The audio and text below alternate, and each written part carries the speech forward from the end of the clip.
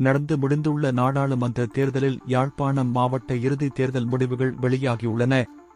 இதன்படி தேசிய மக்கள் சக்தி 80,830 வாக்குகளை பெற்றுக் கொண்டதுடன் 3 ஆசனங்களை கைப்பற்றியுள்ளது. இலங்கை தமிழரசுக் கட்சி 63,327 வாக்குகளை பெற்றுக் கொண்டதுடன் 1 ஆசனத்தை பெற்றுள்ளது.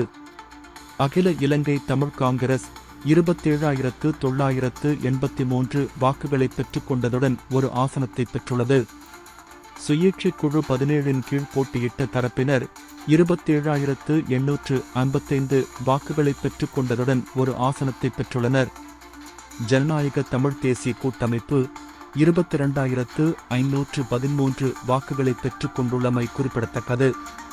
இதேவேளை கடந்த 2020ஆம் ஆண்டு நடைபெற்ற நாடாளுமன்ற தேர்தலின் போது யாழ்ப்பாண மாவட்டத்தில் அதிகூடிய வாக்குகள் மற்றும் ஆசனங்களை இலங்கை தமிழரசுக் கட்சி பெற்றுக் கொண்டது.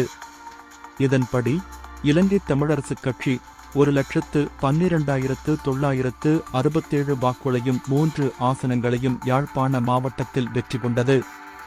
அகில இலங்கை தமிழ் காங்கிரஸ் கட்சியினர் 55,303 வாக்குகளை பெற்றுக் கொண்டதுடன் 1 ஆசனத்தை யாழ்ப்பாண மாவட்டத்தில் வெற்றி கொண்டனர். ஸ்ரீலங்கா சுதந்திரக் கட்சியினர் யாழ்ப்பாண மாவட்டத்தில் 49,373 வாக்குகளை பெற்றுக் கொண்டதுடன் 1 ஆசனத்தை பெற்றுக் கொண்டனர். ஈழ மக்கள் ஜனநாயக கட்சியினர் யாழ்ப்பாண மாவட்டத்தில் 45,797 வாக்குகளை பெற்றுக் கொண்டதுடன் 1 ஆசனத்தை பெற்றுக் கொண்டனர் என்பது குறிப்பிடத்தக்கது.